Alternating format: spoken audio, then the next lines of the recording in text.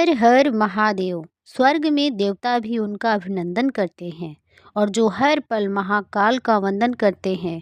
हर हर महादेव, जय भोलेनाथ। आइए सुनते हैं सोमवार व्रत की संपूर्ण कथा। पौराणिक कथाओं के अनुसार अमरावती नगर में एक धनी व्यापारी रहा करता था। दूर दूर तक उसका व्यापार फैला हुआ था। नगर में उस व्यापारी का सभी लोग बहुत मान सम्मान करते थे। इतना सब कुछ होने पर भी वह व्यापारी मन से बहुत दुखी था, क्योंकि उस व्यापारी का कोई पुत्र जो नहीं था। दिन रात उसे बस एक ही चिंता सताती रहती थी कि उसकी मृत्यु के बाद उसके इतने बड़े व्यापार और धन संपत्ति को कौन संभालेगा। पुत्र प्राप्ति की इच्छा से वह व्यापारी हर सोमवार भगवान शिव की व्रत और पूजा किया करता था। सायाकाल वह व्यापारी शिव मंदिर में जाकर भगवान शिव के सामने घी का दीपक भी जलाता था। उस दिन व्यापारी की भक्ति देखकर एक दिन देवी पार्वती ने भगवान शिव से कहा, हे प्रभु, यह व्यापारी आपका सच्चा भक्त है। कितने दिनों से यह सोमवार का व्रत और पूजा नियमित रूप से कर रहा है। भगवान, आप इस व्यापारी की मनोकामना अवश्य पूर्ण करें। तब भगवान शिव ने मुस्कुराते हुए कहा, हे पार्वती, इस संसार में सबको उसके कर्म के अनुसार ही फल की प्राप्ति होती है। प्राणी जैसा कर्म करते हैं उन्हें वैसा ही फल मिलता है। इसके बाद भी देवी पार्वती नहीं मानी। उन्होंने बार बार आग्रह करते हुए कहा, हे महादेव प्रभु, आपको इस व्यापारी की इच्छा पूरी ही करनी पड़ेगी। यह आपका अनन्य भक्त है, हर सोमवार आपका विधिवत व्रत रखता है और पूजा अर्चना भी करता है और बाद में आपको भोग लगाकर एक समय ही भोजन भी ग्रहण करता है। आपको इसे पुत्र प्राप्ति का वरदान तो दे ही देना चाहिए। भगवान शिव मुस्कुराए और देवी पार्वती का इतना आग्रह देखकर भगवान शिव ने कहा, देवी, तुम्हारी आग्रह पर मैं इसे व्यापारी को पुत्र प्राप्ति का वरदान देता हूँ, लेकिन इसका पुत्र 16 वर्ष से अधिक जीवित नहीं रहेगा। उसी रात भगवान शिव ने स्वप्न में उस व्यापारी को दर्शन देकर उसे पुत्र प्राप्ति का वरदान दिया और उसके पुत्र के 16 वर्ष का जीवित रहने की भी बात बता दी।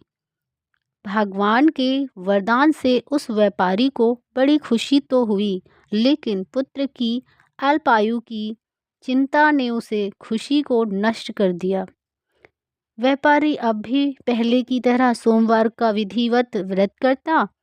कुछ महीने पश्चात उसके घर एक बहुत ही सुंदर पुत्र का जन्म हुआ। पुत्र जन्म से व्यापारी के घर में खुशियां भर गईं। बहुत धूमधाम से पुत्र जन्म का समारोहण किया गया। व्यापारी को पुत्र जन्म की अधिक खुशी नहीं हुई, क्योंकि उसे पुत्र की अल्पायु के रहस्य का पता था। लेकिन यह रहस्य घर में किसी और को मालूम नहीं था। विद्वान ब्राह्मणों ने उस पुत्र का नाम अमर रखा।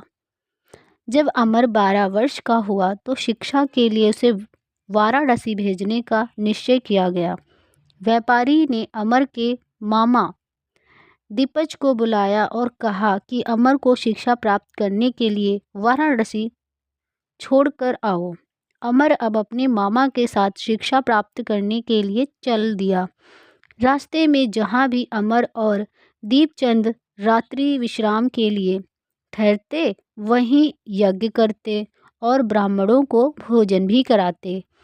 लंबी यात्रा के बाद अमर और दीपचंद एक नगर में पहुँचे। उस नगर के राजा की कन्या का विवाह की खुशी में पूरे नगर को सजाया गया था। निश्चित समय पर बारात आ गई, लेकिन वर का पिता अपने बेटे के एक आँख से कान्हा होने के कारण बहुत चिंतित था। उसे इस बात का भय सता रहा था कि राजा को इस बात का पता चलने पर कहीं वह विवाह से इनकार न कर दे, इससे उसकी बदनामी होगी। वर के पिता ने अमर को देखा तो उसे मस्तक में एक विचार आया। उसने सोचा क्यों ना इस लड़के को दूल्हा बनाकर राजकुमारी से विवाह करा दूं। विवाह के बाद उसको धन देकर विदा कर दूंगा और राजकुमारी को अपने नगर में ले आऊंगा। वर के पिता ने इस संबंध में अमर और दीपचंद से बात की। दीपचंद ने धन मिलने के लालच में वर के पिता की बात स्वीकार कर ली और अमर को दूल्हे के वस्त्र पहनाकर राजकुमारी चंद्रिका से विवाह करा दिया। राजा ने बहुत सारा धन देकर राजकुमारी को विदा किया। अमर जब लौट रहा था तो सच नहीं छिपा सका और उसने राजकुमारी के दुपट्टे पर लिख दिया, राजकुमारी चंद्रिका, तुम्हारा विवाह तो मेरे साथ हुआ है। मैं तो वाराणसी में शिक्षा प्राप्त करने जा रहा हूँ। अब तुम जिस नवयुवक की पत्नी बनना पड़ेगा तुम्हें, वह कान्हा है। जब राजकुमारी ने अपने दुपट्टे पर लिखा हुआ पढ़ा तो उसने कान ने लड़के के साथ जाने से इनकार कर दिया। राजा ने सब बातें जानकर राजकुमारी को महल में रख लिया। उधर अमर अपने मामा दीपचंद के साथ वाराणसी पहुंच गया। अमर ने गुरुकुल में पढ़ना आरंभ कर दिया। जब अमर की आयु 16 वर्ष की हुई तो उसने एक यज्ञ किया। यज्ञ की समाप्ति पर ब्राह्मणों को भोजन कराया और खूब अन्न वस्त्र दान किए। रात को अमर अपने शयन कक्ष में सो गया। शिव जी के वरदान के अनुसार शयन अवस्था में ही अमर के प्राण पखेरु उड़ गए। सूर्य उदय होने पर मामा अमर को मृत देखकर रोने पिटने लगा। आसपास के लोग भी एकत्रित होकर दुख प्रकट करने लगे। मामा के रोने विलाप करने के स्वर समीप से गुजर रहे भगवान शिव और माता पार्वती को भी सुनाई दिए। पार्वती ने भी सुने। तब पार्वती ने भगवान शिव से कहा, प्राणनाथ, मुझसे इसके रोने का स्वर सहन नहीं हो रहा है। आप इस व्यक्ति के कष्टों को अवश्य दूर कीजिए। भगवान शिव ने देवी पार्वती के साथ अदृश्य रूप में जाकर अमर को देखा तो पार्वती जी से बोले, देवी, यह तो उसी व्यापारी का पुत्र है जिसे मैंने 16 वर्ष की आयु का वरदान दिया था। आज इसकी आयु तो पूरी हो गई है। देवी पार्वती ने फिर भगवान शिव से निवेदन किया, हे प्राणनाथ, आप इस लड़के को जीवित कर दीजिए, नहीं तो इस लड़के के माता पिता पुत्र की मृत्यु के कारण रो रो कर अपने प्राणों को त्याग देंगे। इस लड़के के पिता तो आपके परम भक्त हैं।